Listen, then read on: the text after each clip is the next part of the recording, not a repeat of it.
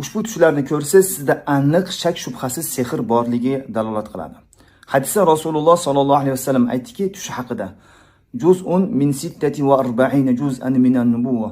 Mo'min odamning tushi payg'ambarlikning 46 bo'lagining bir bo'lagidir. Agar siz tushingizda ilon ko'rgan bo'lsangiz, ilon aniq sehr va jin shaytonni bildiradi. Agar tushingizda ilon sizni qo'ylayotgan bo'lsa, bir odam sizni tinchligingizni buzishga sehr qilingan. Unaqa odam bir joyda tura olmaydi, yuragi ko'p vahima bo'ladi. Tushda ilonni takror ko'p ko'rgan odam hayotda ko'p siqiladi. Ishi yurishmaydi, hayoti qorong'u bo'ladi. Agar tushingizda ilon qo'l yoki oyog'ingiz chaqqan bo'lsa, bir odam sizga kambag'allikka, ish yo'llaringizni to'sgan sehrni qilganini bildiradi. Agar tushingizda ilon ovqatingizda, chinida, tarelkada yoki og'izga kirganini yoki og'izdan chiqqanini ko'rsangiz, uni bir odam sizga yedirgan, ichirgan, sehr qilganligini bildiradi. Ya'ni tuz, shakar, choylarga o'qitib, sizga yedirib ichirib olganini bildiradi. Agar tushingizda ilon uyingizga kirganini ko'rsangiz yoki uy ichida ko'rsangiz, ya'ni uyingizga sehr kirganligini, uyingizda sehr borligini bildiradi. Agar tushingizda ilonni spalnida, to'shakda, xonangizda ko'rsangiz, unda to'shakka qilingan sehr, ya'ni taloq sehrini bildiradi.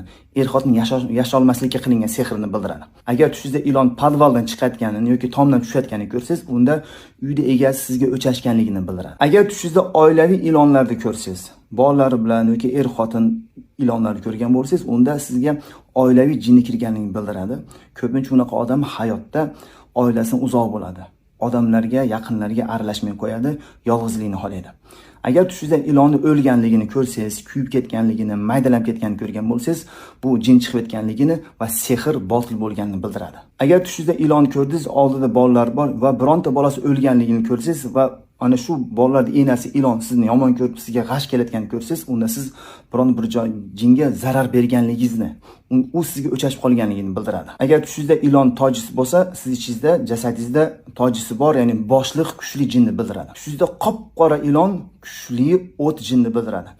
Agar ilonning rangi qora, sariq, qizil bo'lsa, bu o't jinni bildiradi. Undan boshqa ranglar suv jinni bildiradi. Agar tushingizga kirgan ilon sizga zarar bermasa, ya'ni chaqmasa, quylamasa, balki sizga qarab turgan bo'lsa, oldingizda tursa, jasadingizga o'ralashib olgan bo'lsa, bu oshiq jinni bildiradi. Ya'ni bir jin sizni yaxshi ko'rib qolganini bildiradi. Unaqa odamlar ko'pincha o'zining turmush yo'ldoshi bilan yasholmaydi.